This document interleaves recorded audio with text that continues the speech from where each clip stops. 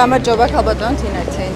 ისევ თიხართან დაკავშირებით მოგაკითხეთ. მხოლოდ სექტემბერში უკაცრავად მილიონზე მეტი უკაცრავად. ძვირადღირებული აქსესუარების მოყვარული თინათინ რუხაძის ცხოვრებაში სიახლეა.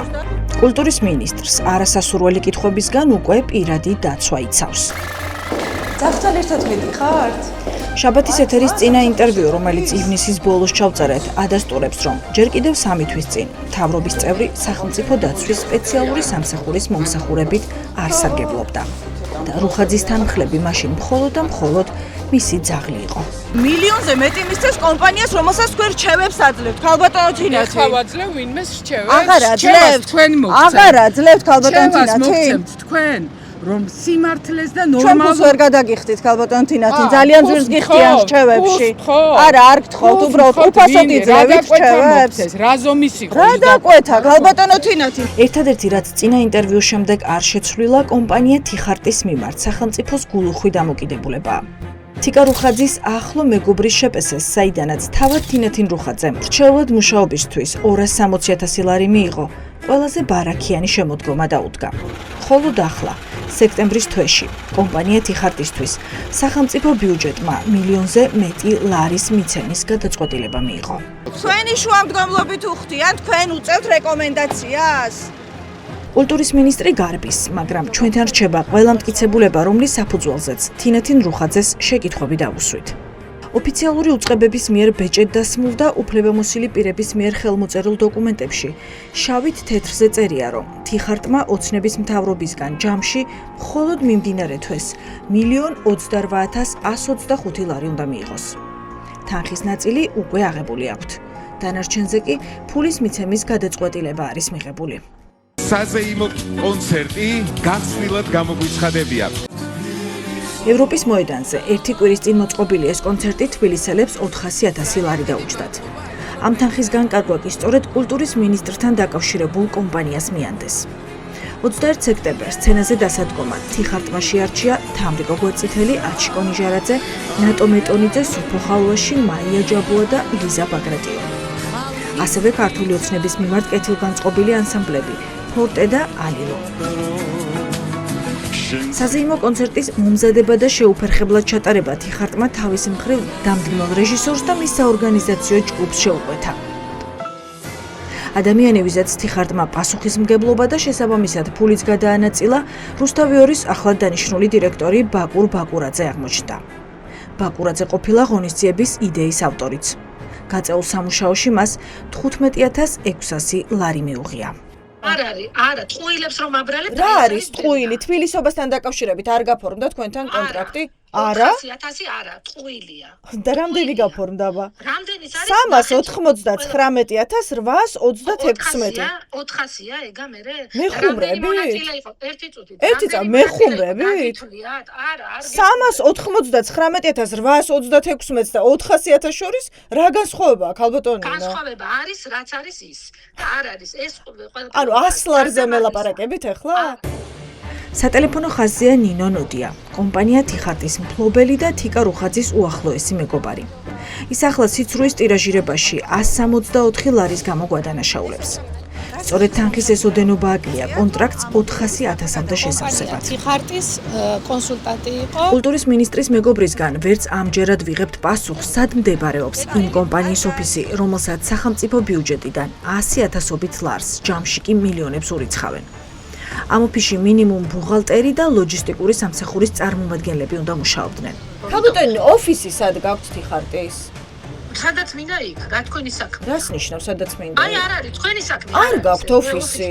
მაქვს. სად? და ეხლა თუ მუშაობ და ძალიან გთხოვთ. ნინო ნოდიას კუთვნილი კომპანიის ერთადერთ მისამართად ვაჟა-ფშაველაძე არსებული ეს საცხოვრებელი ფართია მითითებული. სადაც არათუ მილიონებიანი შემოსავლის მქონე კომპანია დიდი ხანია საერთოდ არავინ უნახავთ. საინფორმაციო ბაზაში არც თიხარტის ტელეფონის ნომერი იძებნება. საკონტაქტოდ მხოლოდ და მხოლოდ ელექტრონული პოსტა, პატარა ზუზუ yahoo.com-ს პოულობთ. ეს გარემოებები აჩენს დამატებით კითხვებს იმასთან დაკავშირებით, ხომ არ მყარდება კომპანიასთან კავშირი პირადი კონტაქტების საშუალებითა და კულტურის მინისტრის რეკომენდაციით. არც ერთი კონტრაქტი არ იყო პირდაპირ მოყიდვის წესი. იტყუებით ქალბატონინო. იტყუებით თქვენ. რატომ არ ნახეთ დოკუმენტები? არა. მე მაქვს მეილები მიღებული, მე მაქვს გაგზავნილი. მე თქვენ პირადი მიმოწერა, ვისთან რა სახის გაქვთ, არ ვიცი, ქალბატონო ნინო. საბოლოო დოკუმენტი, რასაც წვირთავს უწყება, ეს არის პირდაპირ მიყიდვის წესით. ეხლა მომისმინეთ. და ამაზე შეგვიძლია ვიდეოც სადაც გნებავთ, რა ვიცი. ერთი წუთით მომისმინეთ. დიახ. წვირთავს ეს ჩემი პრეროგატივა არ არც ჩემი არ არის თქვენი პირადი მიმოწერა, ქალბატონო ნინო. საბოლოოდ ასეთი სურათი იკვეთება. თბილისის მერიამ თითქმის 400.000 ლარი უტენდეროდ მისცა კომპანიას, რომელსაც კულტურის მინისტრის ახლო მეგობარი ნინო ნოდია ფლობს. ამავე კომპანიიდან რჩევებისთვის 260.000 ლარს იღებდა თავად თიკა რუხაძე. ნოდიამ კი თავისი მხრივ კონცერტისთვის რეჟისორად ბაკურ ბაკურაძე, სამოუწყებლო კომპანია რუსთავიორის დირექტორი დაიქირავა, რომლის მოადგილეთაც ცოტა ხნის წინ ჩვენი ინფორმაციით ნინო ზუზუ ნოდიას ქმარი დაინიშნა. თქვენ რატო არ თბილისობას ეხება? გადაცემეთ? არა. ჩვენ გადაცემეთ. ჩვენ ნახეთ, ღონისძიებებს ერთი წამი ნუ მეჭიდავებიან, უთხარით რა. უთხარით რა. ღონისძიებებს დადიხართ. ახლა სადავარ აბა? არაფერს არ აქ აჩვენებ. ვარ, ბატონ კახი. კონკრეტულ ღონისძიებებთან დაკავშირებით. ვთხოვთ, მითხარით, თიხართ, რატო გაუფორმეს გამარტივებული შესყიდვით? ბატონ კახი, ეს ცოცხალი კედელი, რაში გჭირდებათ? ასე საშიში ვარ. თბილისობაც თბილისის მერიისა და შესაბამისად კახი კალაძის ორგანიზებული ღონისძიებაა. ამ რეპორტაჟში სწორედ 21 სექტემბერს გამართული გალა კონცერტისთვის გაწეული ხარჯების მიზნობრიობას ვსწავლობთ. თუმცა კალაძეს არ დაუმალავს, რომ მისთვის ახლად გახსნილი სკვერისა და უხმლო ერეკლე მეფის ძეგლის გახსნაზე საუბარი ბევრად კომფორტულია, ვიდრე შაბათის ეთერის სავარაუდო კორუფციასთან დაკავშირებული შეკითხვები. რატომ გახდა საჭირო გამარტივებული შესყიდვა, ბატონ კახა? ტენდერი რატომ არ გამოაცხადეთ? ეს ხო არ არის ცოცავი დღესასწაული, რომელიც არ ვიცით როდის არის. გააფორმეთ 400.000-იანი კონტრაქტი თიკა რუხაძის მასთან დაახლოებულ კომპანიასთან. კულტურის მინისტრისა და თბილისის მერის ახლო მეგობრული ურთიერთობები საიდუმლო არავისთვისაა. ამის დამოვლვა ოფიციალურ ღონისძიებებზე თავადაც უჭირთ. კახა კალაძე ხან ბატონი კახია, ხან კი უბრალოდ კახა. კახა მიცის პირველ რიგში კახა მიცის და ბატონმა ირაკლიმაც იცის. მადლობა მინდა ბატონ კახას გადავუხადო. საარჩევნო კამპანიაში ჩართულ მერს საეჭვო გარიგებებზე საუბარი ბუნებრივია არ სიამოვნებს. ამიტომ სჭირდება პირადი მცველების, სიპებსა და აიპებში დასაქმებული კუნთმაგარი ახალგაზრდებისა და ეგრეთ წოდებული ტიტუშკების თანხლებით გადაადგილება. რომ მის ყურამდე ჩვენმა კრიტიკულმა შეკითხვებმა ვერ მიაღწიონ. კორუფციის ნიშნებს ვერ ხედავთ 400.000 სხვა პასუხი არ გაქვს, მესმის დოკუმენტიც თან მაქვს, ბატონო კახა.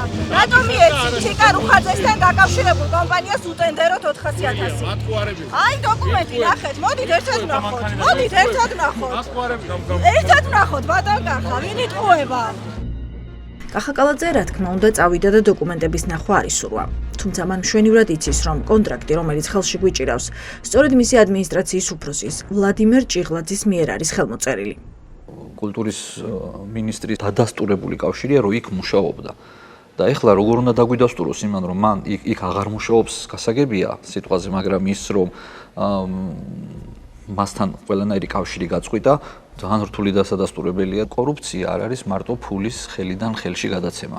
კორუფცია არის, როდესაც ირიბად მესამე პირების ჩართვით და ასე შემდეგ სახელმწიფო ბიუჯეტიდან გენიჭება უპირატესობა სხვა კომპანიებთან შედარებით და მიგაკ, ასე ვთქვათ, სახელმწიფო საბიუჯეტო სახსრები. დიდი მასაც არ აკეთებენ, რა ვქია, სქემებს.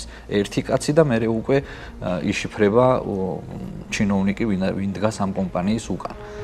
იგივე კითხვები სავარაუდო კორუფციასთან დაკავშირებით ჩნდება კიდევ ერთი სახელმწიფო უწყების, განათლების სამინისტროს მისამართითაც. გივი მიქანაძეს დაქვემდებარებულმა სამსახურმა კულტურის მინისტრთან დაკავშირებულ კომპანიას კალაძეზე ბევრად მეტი 628.288 ლარი უნდა ჩაურიცხოს. ამ შემთხვევაშიც თიხარტის გარდა ქვეყანაში არ აღმოჩნდა კომპანია, რომელსაც მასწავლებლის დღის ორგანიზებას მიანდობდნენ. რატომ გახდა საჭირო გამარტივებული შესყიდვით ამის გაკეთება?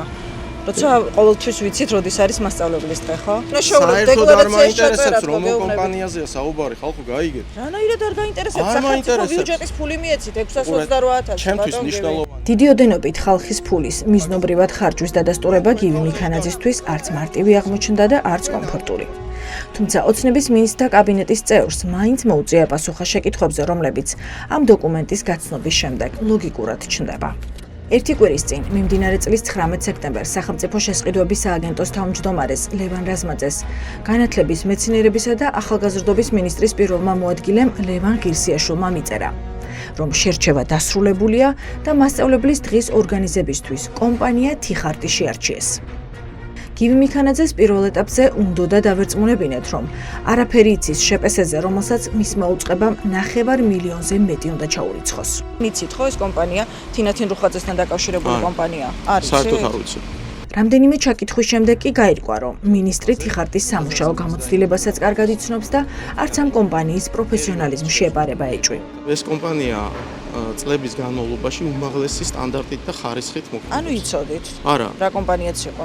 ამ პასუხისას მინისტრი უკვე ხვდება, რომ ჩვენ შესყიდვების სამსახურის მიერ გაწეული სამუშაოს შესახებ სრული ინფორმაცია გვაქვს.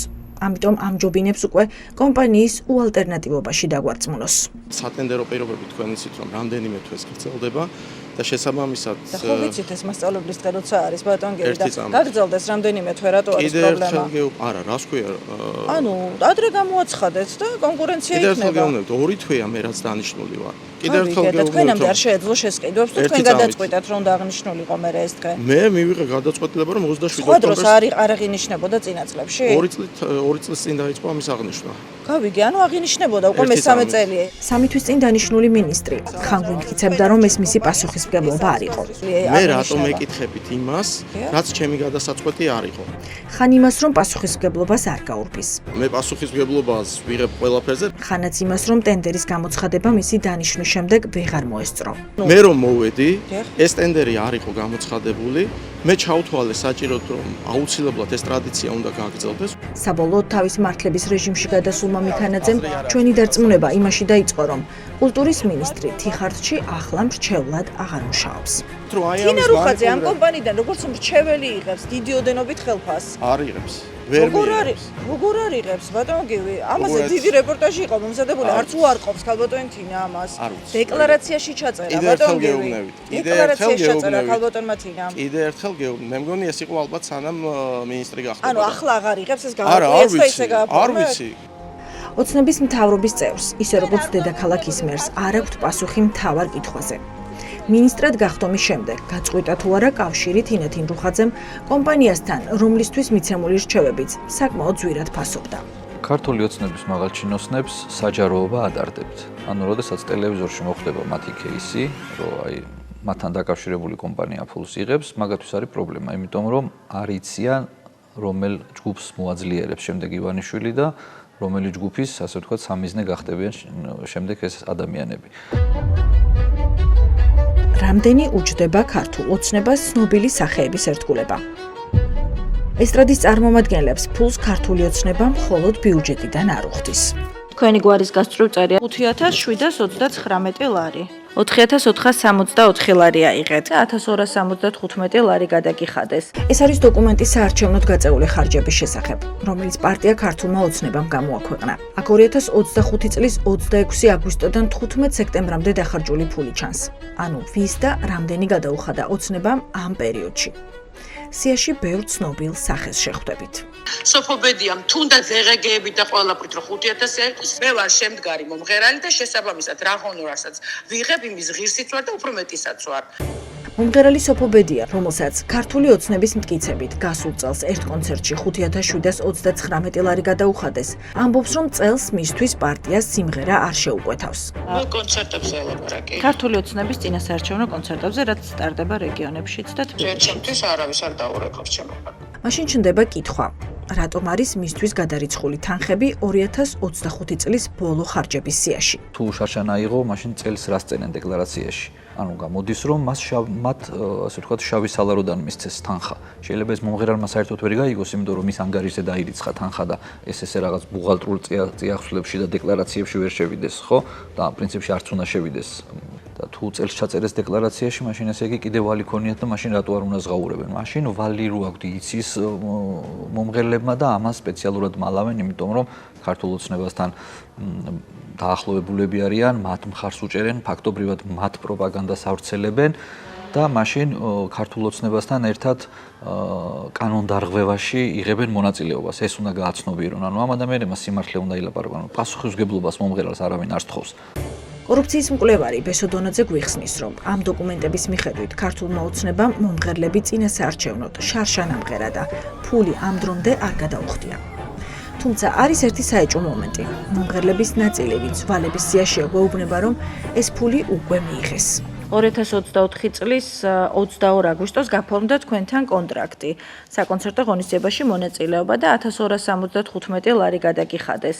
ეს ერთჯერადი კონტრაქტი იყო, ქალბატონო ეკა, თუ შემდეგაც გააგრძელეთ?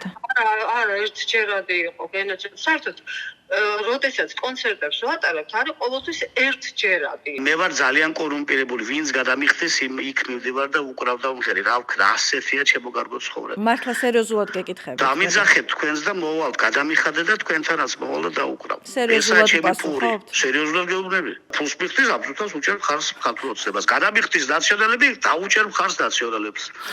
მე ვარ ყველაზე გათახსირებული კაცი. ვიღებ 20000 თითო კონცერტში. კარგად ვიღებ. ანუ გაძვირდა ბატონ თემურ თქვენი მხარდაჭერა? თემურ თათარაშვილის 30000 დოკუმენტებში არ წერია. თუმცა რაც დადასტურებულად ვიცით, ქართული ოცნებისთვის ესტრადის ვარსკვლავებს შორის ყველაზე მაღალანაზღაურებადი კომიკოსი ჯიმი აბესაძეა, რომელსაც 10204 ლარი გადაუხადეს. იუმორისტ პაატა გულიაშვილის გამოსვლა 5739 ლარად შეფასდა. ნიკა არაბიძის 5625 ლარად.